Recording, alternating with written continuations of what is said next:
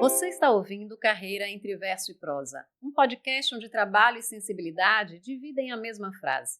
Aqui, cada episódio é um convite para pensar a carreira além dos cargos e currículos, olhando também para os sonhos, os medos e as histórias que nos movem.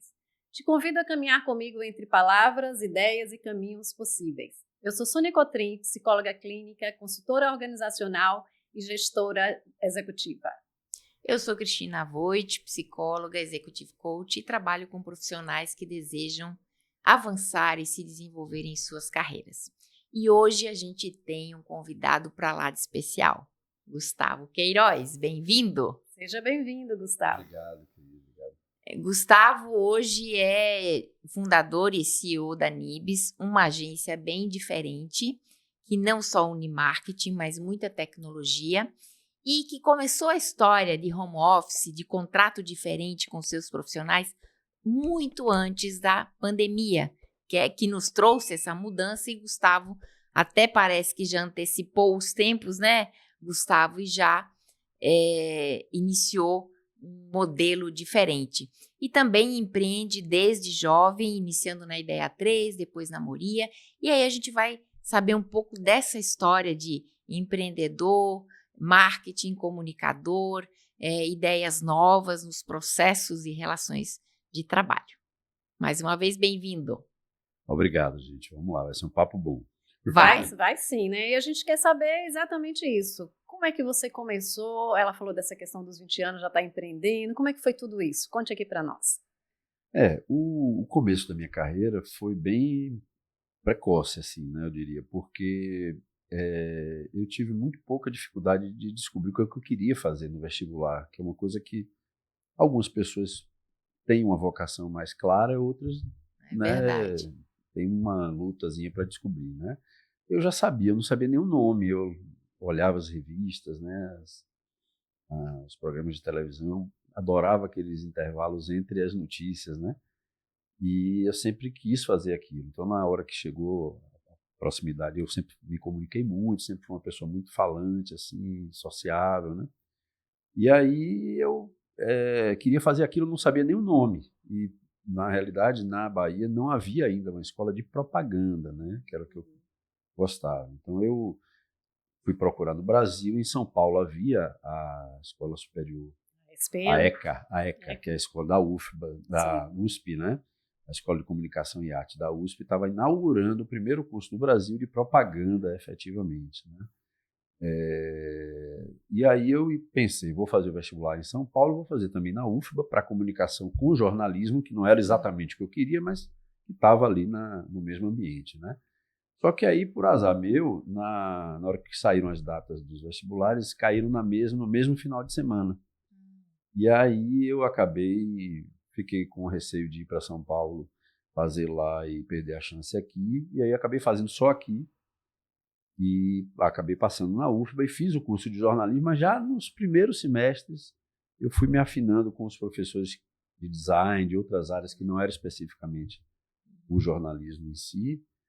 E aí já consegui um estágio e aos 19 anos eu montei minha primeira agência, né? Ainda na faculdade, bem novo. Eu e meus sócios também, né? A gente, cheirando a leite ainda, né? Fomos montar o que seria uma agência. Foi muito curioso porque essa agência depois ela teve um sucesso, né? Mas logo no começo a gente tinha uma salinha assim no shopping de bairro, assim e tal, e o maior patrimônio da empresa na época era uma máquina de escrever Prax 30, que era uma máquina elétrica. Não tinha nem computador, você imagina.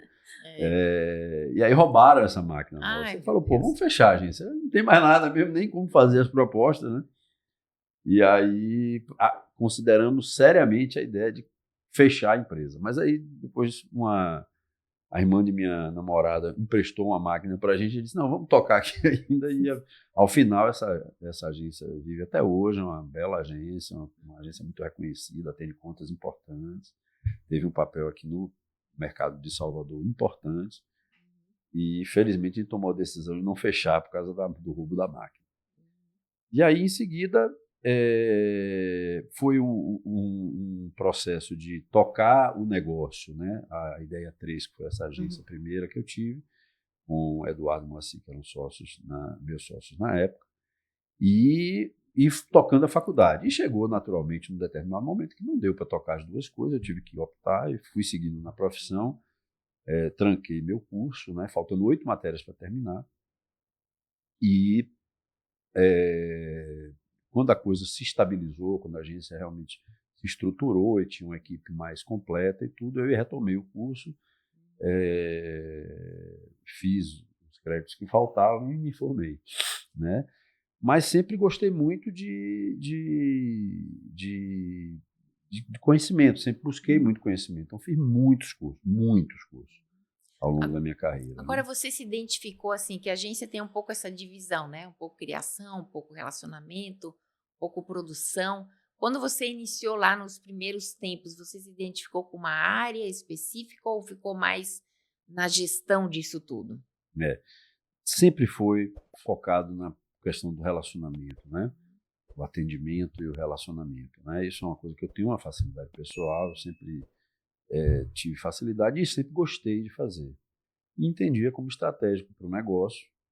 E como eu tinha uma formação, eu busquei consolidar ao longo dos anos, tudo eu também tinha contribuição em outras áreas também, mas essa sempre foi, vamos dizer assim, a minha vocação natural e foi o que eu acabei, nas empresas pelas quais eu passei, me envolvendo mais.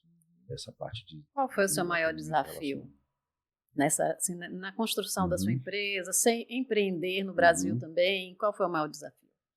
Olha, alguns, né? Porque você, em cada etapa da sua carreira, você enfrenta desafios diferentes, né? Sim. Então, o primeiro grande desafio, eu tive alguns, né? O primeiro grande desafio foi, com 19 anos, né? Meus sócios mais ou menos na mesma faixa etária, descobrir o que é ser empresário, né? Porque eu não sabia, nós não sabíamos, nunca tínhamos sido, né? E aprender fazendo, né? Sim. E acabar montando uma empresa de sucesso, uma empresa na qual a gente ganhou dinheiro, na qual a gente teve um negócio relevante, que está vivo até hoje, né? Mais de quase 30 anos de empresa e tal, que se perpetuou, inclusive, depois da minha saída, etc. Então, esse foi o primeiro desafio, foi aprender a empresariar, a ser empresário, montar uma empresa e ver uma empresa crescer e se consolidar. Depois, eu tive um outro desafio muito grande também, que foi fazer uma transição. Eu, quando estava na Ideia 3, já sócio há 20 anos dos meus sócios, eu achava que eu ia morrer ali, né? Ia me tirar da sala e levar para o Jardim da Saudade. Eu achava que era isso.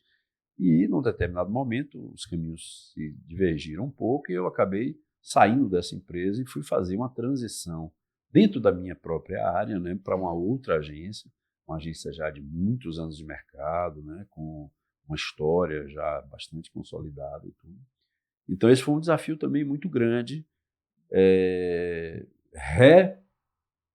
repensar meus planos de vida, que a princípio seriam naquela mesma empresa, né, que eu vi nascer, que tem parede, né, e tudo, e ir para um outro negócio com uma história já consolidada e tal.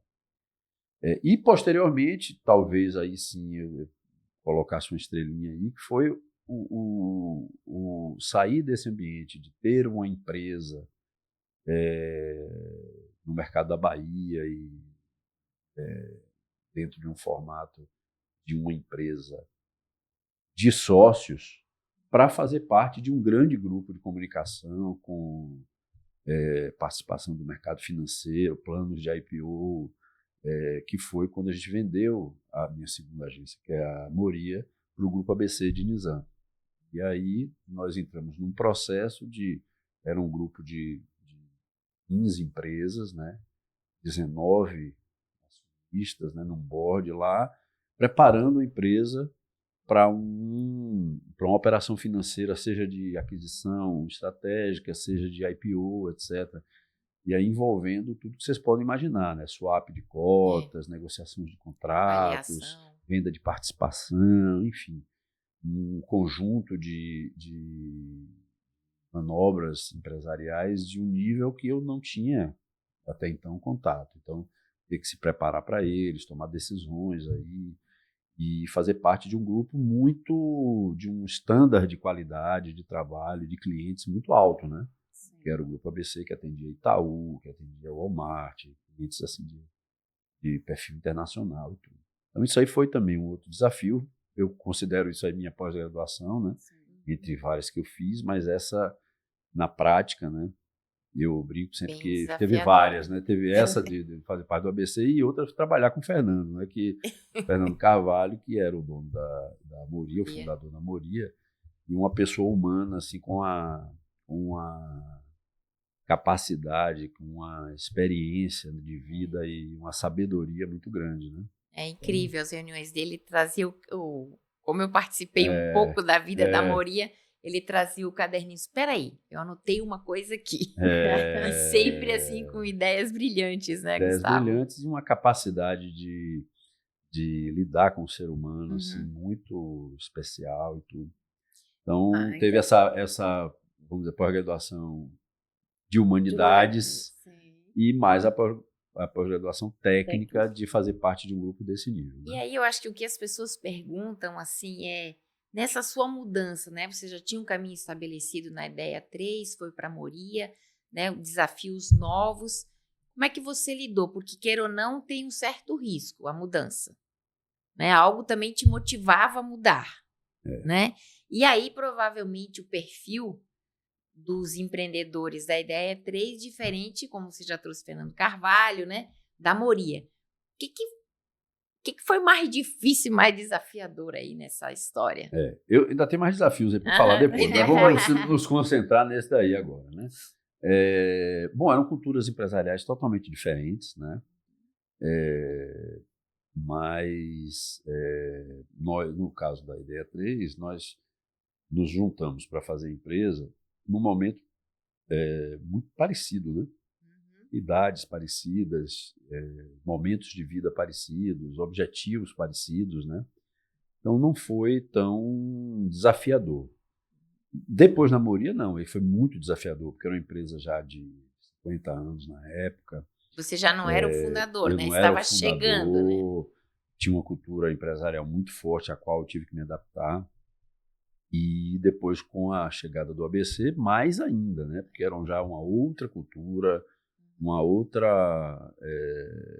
E eu acho que talvez o grande desafio foi esse, foi de me adaptar a essas condições distintas desse outro ambiente que eu tinha 20 anos seguindo nele muito sob controle, né? Muito dominado, vamos dizer assim, e ir para um outro ambiente e ainda conseguir, dentro desses ambientes, vender as minhas ideias e me motivar, né? Quer dizer, estar alinhado com o propósito daquela empresa e tal. E foi assim, a gente teve, tanto na época da Moria, sem o ABC, quanto depois com o ABC, eu fui muito feliz, assim, eu tive muita motivação para as coisas e tal, me sentia realmente trabalhando por uma coisa que eu acreditava, né? entendeu? Acho que essa questão da adaptabilidade também é que a gente trabalha nessas mudanças. Foi bem forte, né? foi bem forte. É forte, né, para qualquer um na vida inteira. Tem que ser, né, para fazer essas mudanças. E depois, aí entrou um outro elemento, talvez até numa direção contrária, que foi quando eu vendi a minha participação na Moria, que eu ia fazer um projeto solo e tal, ia também já no outro momento de vida, com mais de 50 anos já e tal, um pouco menos de 50 anos, mas para completar 50 anos, eu estava num momento de vida diferente e querendo uma coisa diferente. E aí sim veio a ideia da NIBS, né? Que é o meu projeto atual, que foi esse projeto que Cris colocou como um projeto. Falar um pouquinho dele, né, para o pessoal entender o que é esse projeto. O Anibis, assim, né? Como é que nasceu a Anibis, né? Na época que eu estava vivendo esse momento bem dinâmico de fazer parte de um grupo internacional, eu era presidente do Sindicato das Agências de Propaganda aqui do estado da Bahia, o ABC acabou fazendo um negócio e foi vender a participação dele para um grupo internacional chamado Omnicom, que é o segundo maior grupo de comunicação do mundo, fatura quase 70 bilhões de dólares, imagina, um negócio gigantesco assim. E a gente tinha uma agência que era grande, mas era uma agência para os patamares do grupo, pouco. Eu percebi muito claramente ali que não era um projeto que tinha fit, sabe, que iria... Então eu comecei a ver que, de alguma forma, eu ia ter que pensar de novo numa nova transição. E aí, dentro desse processo, houve uma coisa muito rica, porque eu precisei viajar muito por conta desse grupo americano, né? Apresentar resultados, projetos anuais e tal. Era tudo feito nos Estados Unidos. Eu acabei fazendo uma relação com uma pessoa que era o head digital desse grupo, que é o Jonathan, que falava muito comigo do futuro da propaganda, do que é que ia acontecer e tal. Então, eu bebi muito dessa fonte de ver, talvez um dos maiores grupos do mundo, as empresas mais de ponta que eles tinham. O Jonathan me levava para conhecer as empresas, né, mais modernas do grupo, que era um grupo mais moderno do mundo, essa empresa mais moderna, né? Então era o mais moderno do mais moderno. E com isso eu consegui ter uma visão de para onde as coisas estavam indo. E, pessoalmente, eu tinha algumas provocações pessoais importantes, né? A primeira é que, como presidente do Sindicato das Agências, eu via uma desconexão muito grande dos talentos com o modelo de trabalho das agências, que é chegar às 9 horas da manhã numa agência, trabalhar, almoçar pouco, rápido, e ficar até 9, 10 horas, comer uma pizza no final do dia, né? Ter uma rotina muito pouco amistosa e com uma vida sempre muito dedicada à agência e sem espaço para outros projetos, né? E com isso os talentos das agências de propaganda estavam cada dia mais saindo, né? É engraçado que gente de muito talento indo fazer brigadeiro, pão delícia, né? Quando o filho chegava em casa e dizia que queria fazer propaganda, parecia que ia cair o telhado, né? Ah, você é louco, não, faça tudo, menos propaganda. E, pô, um negócio que vive de gente, né? Que vive das pessoas, e as pessoas não tão felizes, tem alguma coisa errada aí. Então eu tinha, por um lado, vendo com o Grupo Omnicom lá o que tinha de mais moderno. Do outro lado, vendo que a questão das pessoas era uma coisa crítica no formato da agência de propaganda.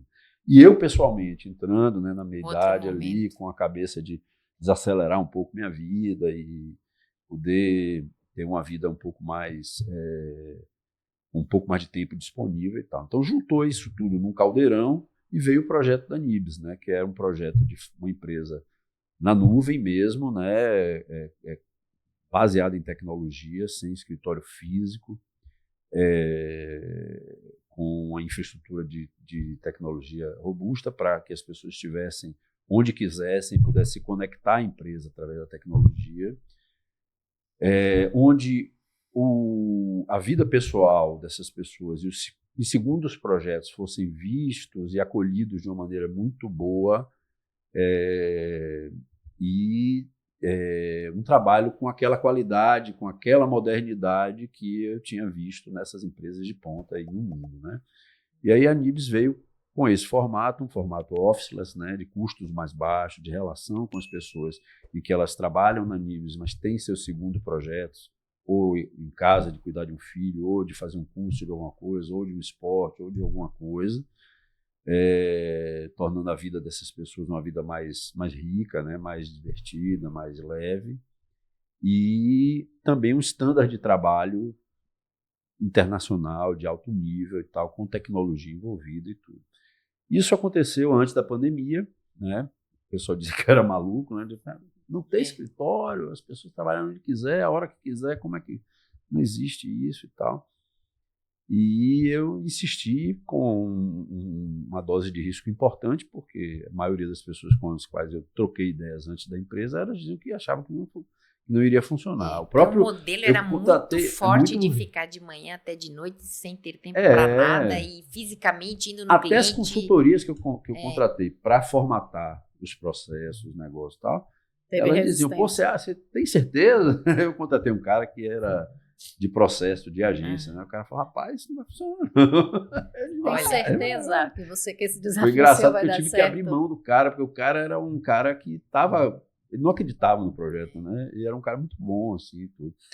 Mas, enfim, aí o projeto foi assim, está completando agora, vai fazer 7 anos, está crescendo, né? A gente tem ganho contas importantes, relevantes no mercado. As pessoas que começaram com a gente, muitas delas continuam, então o turnover é baixo, um nível assim de satisfação e de reconhecimento do modelo. É uma cultura muito forte, foi muito interessante que na época da pandemia, e antes até mesmo da pandemia, a empresa ainda muito nova, e eu tinha vindo de 2 culturas empresariais muito poderosas, né? A Ideatriz era uma cultura de excelência e de qualidade criativa, trazida assim, fortemente por 2 sócios, e eram ferrenhos nisso e tal, e a empresa se posicionou assim, tinha no seu DNA isso. E depois uma cultura de empresa familiar, de ética, de uma conduta e de uma relação humana com as pessoas muito boa e tal. E uma empresa de 50 anos, então com uma cultura empresarial também muito sólida, muito forte, né? E nessas 2 experiências, eu vi quanto tempo leva para isso, né? Tanto na Moria, aquilo ali foi se consolidar num determinado tempo, momento, A mas cultura demora, né? E na Ideatriz eu vi do começo ao final e vi quanto levou de tempo para você construir. E a Nibs, eu me lembro bem assim que a gente estava assim, no 2º ano, a gente fez uma reunião de encerramento do ano e tal assim, e eu praticamente não precisava falar, porque as pessoas falavam, né? E elas tinham um discurso muito alinhado com o que eu tinha na cabeça e com o que a empresa se tornou. E até hoje é muito interessante que eu, às vezes, vou numa entrevista de emprego, de gente que vai trabalhar lá com a gente, né? Eu vou explicar o que é a Nibs, aí a pessoa toma a palavra, não, olha, Doneica, o Márcio, alguém que é da equipe, já falou e falou perfeito, assim, não tinha nada o que acrescentar praticamente aquilo, e essa cultura, inclusive, essas pessoas se tornaram guardiãs dessa cultura a ponto de me criticarem em alguns momentos em que eu, por algum momento, tenha volte a cultura tangiversado, né? Deslize. Dos princípios da empresa e tal, e essas pessoas elas se sentem totalmente à vontade, né? Eu recebo ligações, assim, broncas, né? Do time na para não voltar defesa, para o modelo anterior, na né? defesa do que a gente se propôs e construiu desde o início da empresa. Você implementou, né? Então não pode perder, né? Da sua ideia. Isso eu sempre digo e não é piegas, não.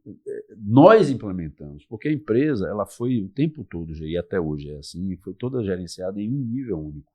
Nós temos uma reunião semanal que todo mundo participa, do estagiário ao dono da empresa, todos com o mesmo peso de voz, e a gente discute, claro que eu tomo decisões, eu conduzo a coisa, mas todo mundo sabe de tudo, desde reajuste do sindicato dos valores, até vai abrir mão de uma conta, até que estão devendo para a gente. Assim, a gente trata todos os assuntos, assuntos difíceis às vezes, até de saída de pessoas e de contratação de pessoas. E com a maturidade, essa maturidade foi adquirida, então as pessoas têm um respeito, um cuidado, uma forma muito positiva de falar e de discordar umas das outras, né, quando é o caso. E isso foi dando força a esse modelo de gestão e trazendo confiança. Eu ouvi muito ao longo da evolução da Nibs o seguinte, né? Pô, eu entrei, você falou aquilo tudo, eu ficava com a pulga atrás da orelha, pô, é isso mesmo, será? Né? Discurso e tal, e ver na prática isso, né? Isso toda hora tem lá um depoimento. Poxa, eu pensava que era pegadinha. Tem uma pessoa que trabalha com a gente lá que já tem, a empresa fez 7 anos, ela tem 6, e ela dizia isso, eu sempre achei no começo que era pegadinha. Então, hoje, quando alguém entra, ela é a primeira que pede a palavra. Olha, eu quando entrei, você deve ter ouvido aí, você deve estar achando que é pegadinha, mas não é assim mesmo. Tá? Isso me faz pensar que eu acho que as pessoas se cansam um pouco do discurso, né? Tá sempre alguém contando uma história, às vezes você vai... Outro dia eu estava num congresso e aí vi os palestrantes, nossa, é muita perfeito, vaidade, assim, é muita coisa de dizer que fez, que aconteceu, e às vezes você não vê muito na prática, né?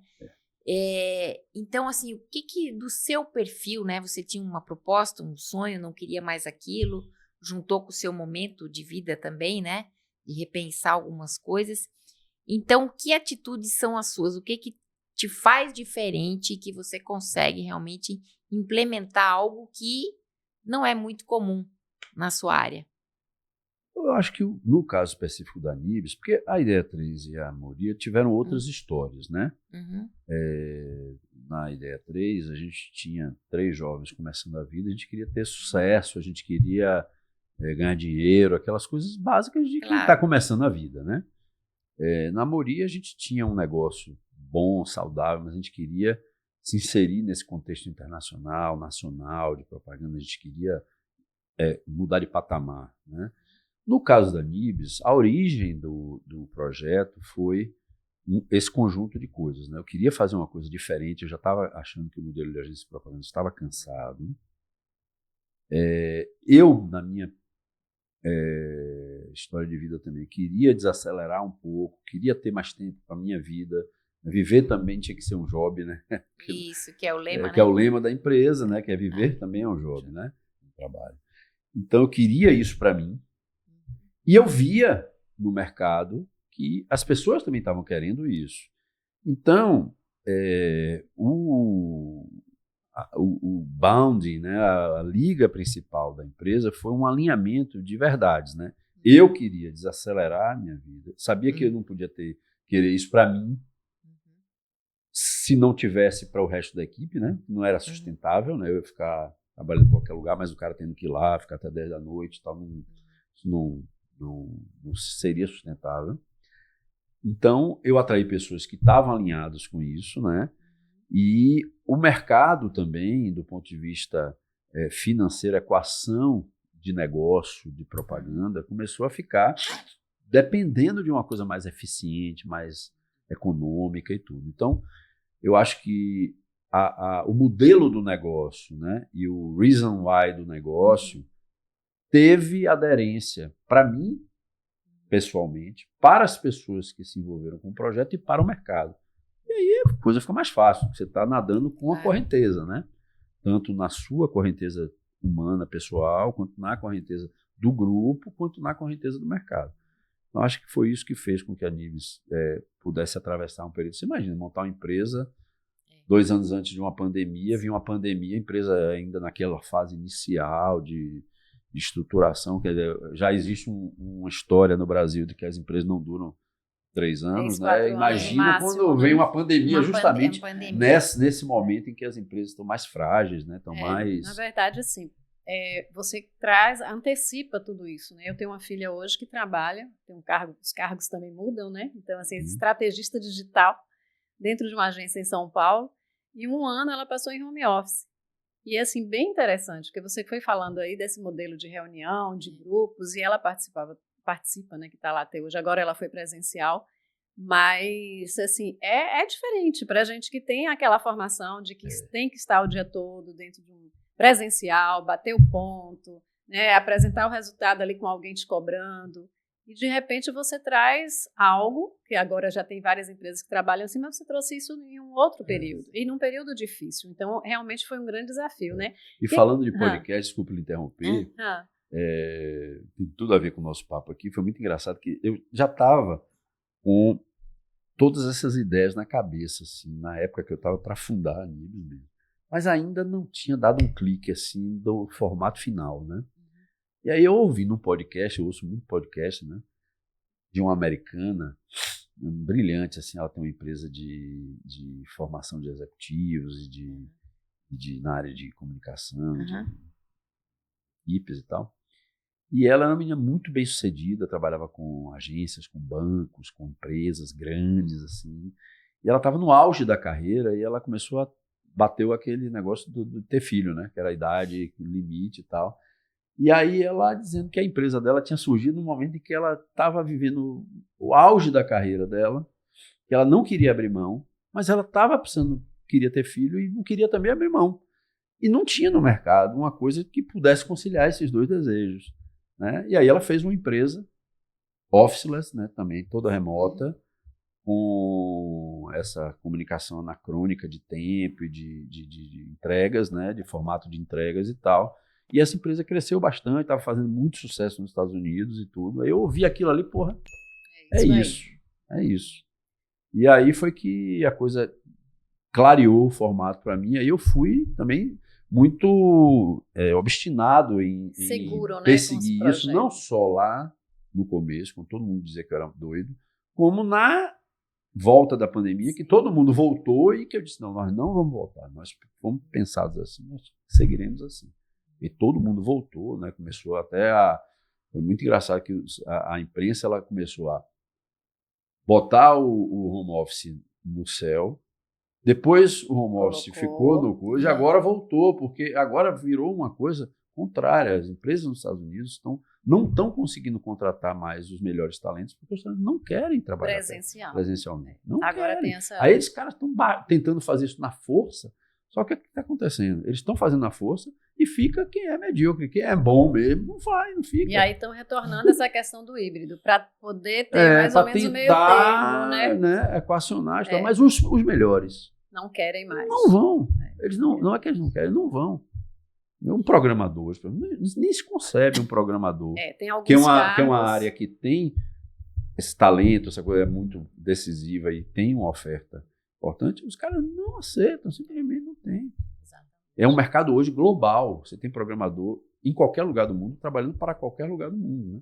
E é engraçado porque eu estou vivendo agora com um paciente também, que é da área digital, de direito, e ele está contratando, ele disse, eu vou acabar com o presencial, a minha equipe vai ser toda... Então ele já contratou gente de São Paulo, gente de Minas, advogados para trabalhar. Né? Eu então, tenho assim, gente lá na Hungria, gente na Costa do Marfim, gente na Espanha, tive lá um tempo, hoje não tenho mais, mas São Paulo, Santo Antônio de Jesus, Alagoinhas, para não ir também no glamour, né? Meu cara é Santo Antônio de Jesus, tem um monstro, né? Cara, um excelente profissional, tem um custo de vida baixinho, ganha uma boa grana, é rico lá em Santo Antônio de Jesus, porque trabalha com a realidade de Salvador, mas vive com o custo de Santo Antônio de Jesus. Você falou do programador, eu tenho um primo no interior também que faz para grandes redes faz de mercados, de supermercados. Assim, acho que isso vem até ao encontro das novas gerações, né? Que querem ter mais tempo de qualidade de vida, mais tempo para fazer seus esportes, sua alimentação. Então, acho que a Nibis vem bem nessa direção aí. Totalmente. E aí é o que eu digo, você conseguiu unir o discurso, né? Porque você acreditou, pensou, organizou, pesquisou, né? Quer dizer, tem uma série de ações, eu acho, suas, assim, bem pertinentes. Mas agora falando um pouco, Gustavo, de liderança.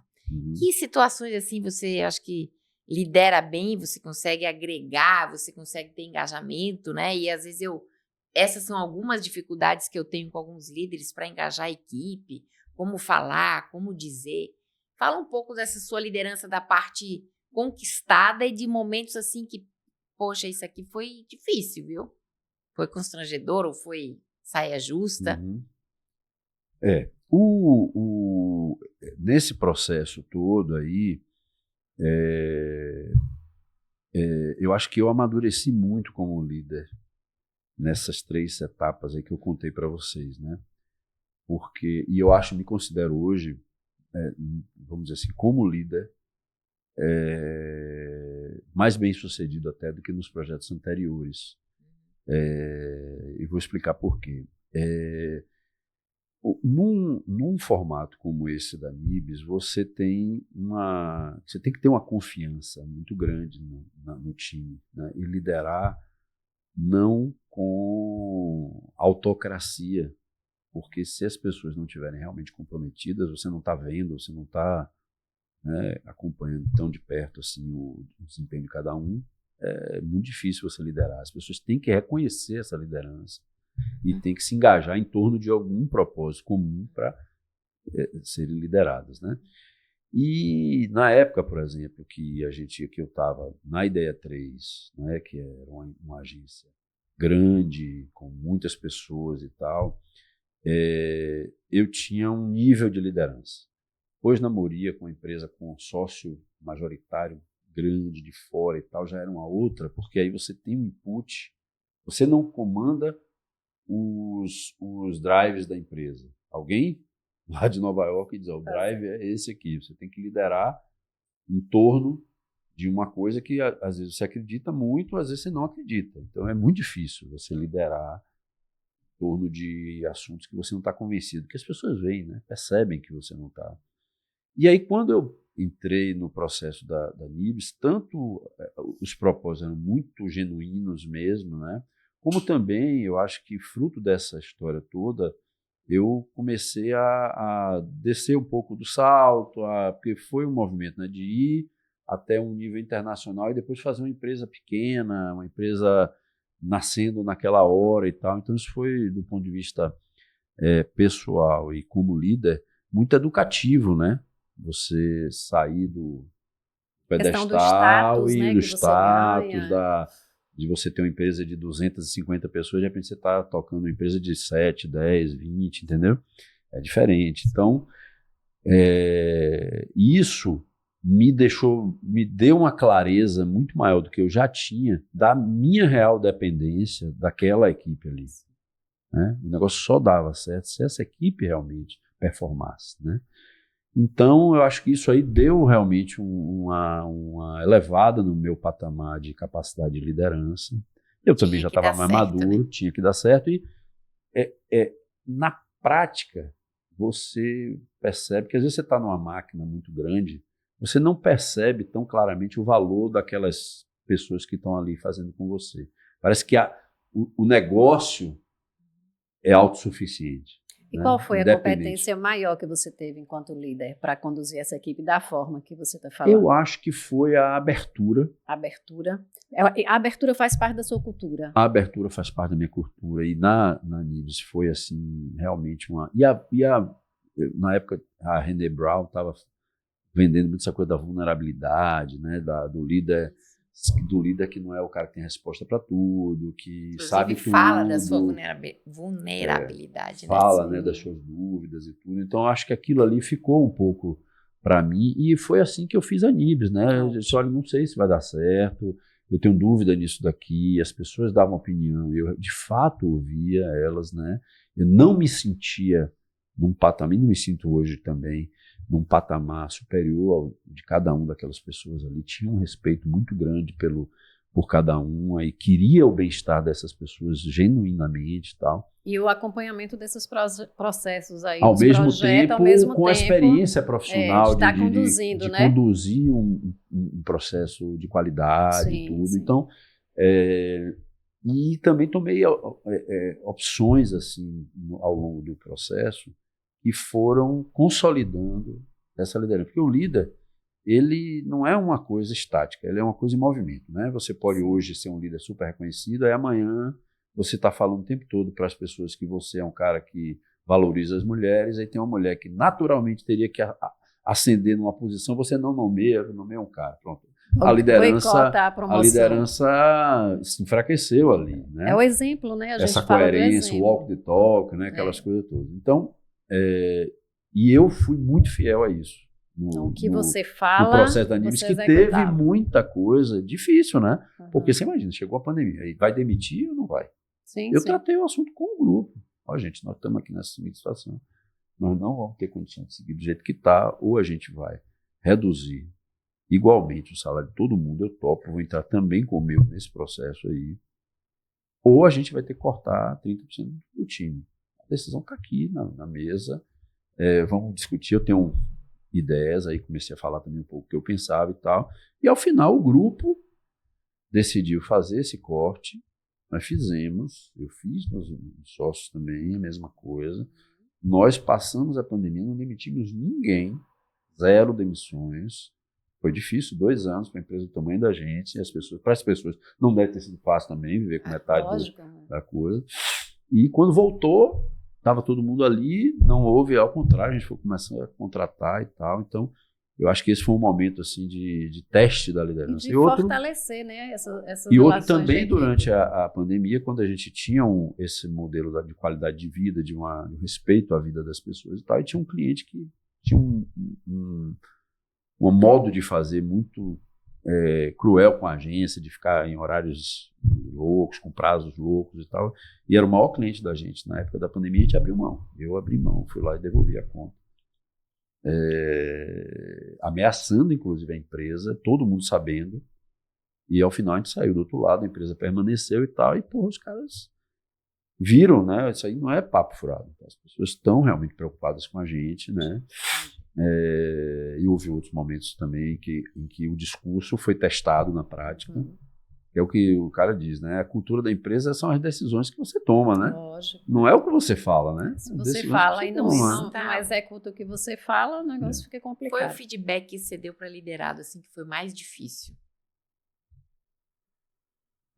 De dizer, teve alguns, ou do assim, momento, teve pela alguns, reação. teve alguns bem difíceis, né? E tem uns tão difíceis que eu até não consegui dar até hoje, né? Tem alguns que... tão difíceis que esse não vou entrar aqui, mas depois quando a gente desligar a coisa eu conto para a Cris, que Cris tá aprendendo. Mas um dos mais difíceis foi a pessoa número 1 da empresa. E eu, quando fui, resolvi fazer, foi a primeira pessoa que eu convidei para fazer parte do negócio. Ela cuidava da parte de atendimento, né? Ela não estava fazendo isso da maneira que eu achava que deveria ser feito, né? E a gente conversou e ela estava com desejo, na realidade. Eu fui estudando, entendendo por quê. E eu tinha partido para a conversa para encerrar, porque eu achava que não. Mas aí eu percebi ao longo da conversa que ela estava querendo um outro tipo de atuação. E eu decidi que ela ficaria e nós abriríamos essa outra linha de atuação dela, mais no planejamento mesmo, no atendimento. E acabou sendo um grande sucesso para ela pessoalmente, porque ela se tornou uma profissional mais focada realmente no planejamento. Hoje está estudando neuromarketing, enfim, está numa trajetória muito boa. E eu consegui realmente fazer com que ela não estivesse numa posição que ela não estava adequada para fazer. Esse eu me lembro muito bem, porque era uma pessoa muito nevrálgica na estrutura, porque era uma pessoa, primeiro, que gozava de uma relação com o time muito forte e tinha ajudado, tinha desenhado a empresa comigo, entendeu? Então, porra, muito difícil, né? Estava junto, né? Achar que ela não poderia mais continuar, né? Mas eu acho que você trouxe uma percepção que às vezes eu digo para os líderes, você sabe exatamente o que ela quer? Se ela está gostando, você já perguntou esse alguma vez, vez, né? Já perguntou. Lembrou do nosso teve um convidado que falou o feedback da pessoa, mas você nunca me disse. Então né? Você já às vezes a gente precisa até orientar, a pessoa também está um pouco e a conversa veio tudo, dessa abertura, desse ambiente também, porque você cria o ambiente que permite essas coisas. Essas coisas não acontecem por acaso, você tem que criar um ambiente para isso, né? Verdade. Se uma pessoa fala uma coisa e não é bem recebida, ou se não existe a cultura de se falar as coisas mais íntimas, mais delicadas e tal, as pessoas não se sentem à vontade. Mas no momento que a pessoa vê um dia, vê outro, uma pessoa que não está com performance como boa, você gostaria. Né? Eu tive vezes eu recebi uma ligação, nunca vou me esquecer, eu recebi uma ligação de uma pessoa que não era nem diretora da empresa, um dia na minha casa: olha, nós estamos errando com o cliente tal, você não está cumprindo seu papel de líder, você tem que tomar conta disso, senão a gente vai perder a conta. Eu estava, depois do almoço, eu faço uma cestazinha de 20 minutos, porra. O que eu estou perdendo aí, né? O que eu não estou vendo, né? Porra, eu aí parei, falei: olha, primeiro, obrigado por você ter colocado tudo isso, me deixa eu pensar um pouco, eu vou voltar com você. Mas eu fiquei tão feliz depois com isso, porque independente do que aconteceu depois, e foi um alerta que deu um resultado excelente para a empresa, mas você conseguir receber uma ligação dessa de uma pessoa da sua equipe é um sinal, para mim, para o negócio que eu estava querendo montar, maravilhoso, entendeu? Pô, está tudo certo. Maior. Está tudo certo, entendeu? Deixa eu te falar uma coisa. A gente sempre pergunta aqui qual é, né, a carreira entre verso e prosa. A gente pergunta assim, qual é a frase impactante, um poema, uma poesia. Né? O que você pode deixar aqui para a gente, para os nossos ouvintes, né? Que a gente sempre deixa. Cris pediu para eu pensar, né, falar um pouco sobre isso, mas eu disse assim, deixa eu sentir a conversa, eu vou tentar pegar essa frase. Pensar e até, em vez de trazer uma coisa pronta, tentar fazer uma coisa mesmo assim, né? Eu, a partir desse papo que a gente está tendo sobre essa experiência da Nibs e tudo, né? Eu diria assim que quando você a transparência, né? Quando você é transparente, e é muito difícil ser, É muito difícil, porque eu, por exemplo, né, na Nibs a gente não pode perder de vista que tem uma hora que você é o empresário, a pessoa é o colaborador ali, existem interesses conflitantes, né? Então, ser transparente é muito difícil, né? Mas eu acho que nesse mundo que a gente está vivendo hoje, né, essas pessoas que estão no mercado de trabalho hoje, né, principalmente os profissionais de mais alto nível, quando você não consegue lidar com elas com algum nível de transparência, ou a entrega não vai ser a desejada, ou a relação não vai ser longeva e tal, não vai, porque hoje tanto você precisa ter confiança dessa interlocução, como essa interlocução precisa ter confiança em você. Então, acho que essa Palavras uma básicas, palavra, a transparência, né, da transparência e a confiança. e é muito difícil, não é fácil fazer. Bacana. Não é fácil. Aí já me veio outra pergunta. Ai, chove duro. Manda. Que é o seguinte, você falou de confiança. As pessoas que você teve que nesses 7 anos, provavelmente teve, né, uma ou algumas, que se desligaram do projeto. Essas pessoas não tinham a ver com a cultura, queriam um modelo anterior. Que atitudes elas tiveram até que você precisou, você não está de acordo? Porque às vezes os jovens e até os profissionais mais maduros, o que o mercado está pedindo, né? Quais são as competências mais relevantes? Então, do que você viveu, quem saiu, o que fizeram que não puderam permanecer, basicamente? É muito interessante essa pergunta sua, e você vê, quando você tem um projeto que tem uma cultura clara, forte, poucas vezes eu tomei decisão de tirar alguém, porque como a cultura era muito forte, algumas pessoas saíram naturalmente, elas não se adaptaram àquele modo, e houveram algumas, uma boa, sem desgaste nenhum, mas perceberam que não dava para elas conviverem com aquele nível de trabalho como era feito, né? E as outras que precisaram de uma conversa mesmo, o time já veio antes. O time já vinha antes com a coisa. Então era assim uma coisa natural, sabe? Natural. E isso fez com que, ao longo do tempo, eu que tinha uma tendência, vamos dizer, a ser assim, mais proativo de ajustes de equipe e tal, aos poucos eu fui recuando dessa posição, porque o organismo ele já vai percebendo, já vai ou ajustando a pessoa, ou a pessoa sai naturalmente, ou o próprio time diz, pô, não dá mais com fulano, entendeu? E aí já vai. Então, o líder mesmo, poucas vezes eu precisei, entendeu? E nas vezes que eu precisei, eu disse, pô, se o time não chegou a esse ponto, teve uma coisa curiosíssima, agora recente, se o time não chegou a esse ponto, a pessoa não chegou a esse ponto, talvez seja uma coisa minha, eu vou segurar. E aí, pouco tempo depois, a pessoa veio para mim, disse, olha, eu vou precisar sair, porque eu vou fazer uma coisa assim, que era exatamente o que eu imaginava que ele é um cara mais criativo. Ele estava na área mais operacional, ele era um cara mais criativo.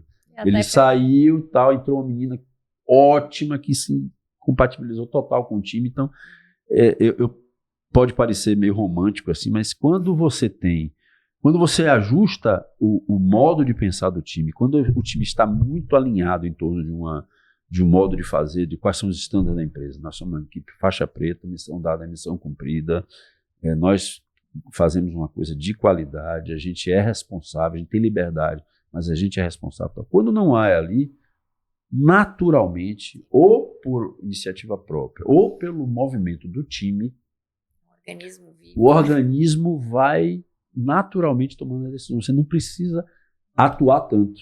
É engraçado, hoje eu sinto mais necessidade de atuar no fortalecimento deste modo de pensar, da cultura da empresa, dos valores e tal, do que nas ações operacionais. É mais nisso daí, porque as ações operacionais, o próprio corpo já vai tomando, entendeu? Claro, tem as coisas aqui e ali que a gente tem que ajustar e tal. Tem dias que eu fico puto, tem dias que dá tudo errado. Né? Nem tudo são flores, tá? Mas quanto mais a cultura está clara, os valores estão claros e tal, menos você tem que atuar, menos o líder tem que atuar. É isso que fortalece, né? A cultura é fortalecida exatamente através desses valores e de onde vocês querem chegar. Você, empresa, né? Toda a equipe quer chegar, então acho que isso é fundamental. Enfim, né? Acabamos. Se deixar aqui, a gente fica aqui até, porque é muita coisa para compartilhar e Poxa, aprender. É um prazer enorme, eu ficaria aqui 3 horas com vocês conversando. É um prazer e é uma oportunidade também da gente ir revisando as coisas, né? Porque as perguntas vêm, a gente vai olhando, vendo as coisas, então e a ajuda gente muito a aprendendo pensar. com você também, né? Porque é importante é mais a gente o ter contrário, hein? essa questão do líder. Então, a gente que trabalha muito com essa coisa da consultoria organizacional, treinamento, coaching, a gente sabe quanto é difícil exatamente estabelecer, né, esse olhar, o olhar que você trouxe coisas importantes, tipo a questão humana, né, a questão da excelência, a questão da qualidade, tudo isso, né, que cada gestor e cada líder e empreendedor fica buscando, né, mas trazer essa questão da humildade, do reconhecer, de um ambiente de uma escuta sempre, de uma abertura, para mim isso é fundamental. Parabéns. E só para fazer uma outra coisa, é engraçado, e é mais fácil liderar assim. Sim. Como eu venho, né, de uma história de ter que ser líder a vida toda, quando você entrega a liderança a uma cultura, a um grupo, é muito mais fácil. Quando você puxa para você, eu que tomo as decisões, eu que sei. Centralização não dá certo. Isso demais. Então tá, obrigada, Gustavo, por esses bons momentos. Estou esperando, como eu já te disse, o livro sobre cultura organizacional e etc. Conversei com o grupo, olha só, conversei com o grupo sobre isso, se eles acham. Pedi a colaboração deles. Rapaz, foi uma vibração quando eu falei que você tinha dado essa ideia e tudo. Então a turma está toda envolvida, inclusive já me mandaram textos. Assim, legal. Tá rolando, eu acho que tem coisas bem legais aí. Obrigada, viu? Obrigado a vocês.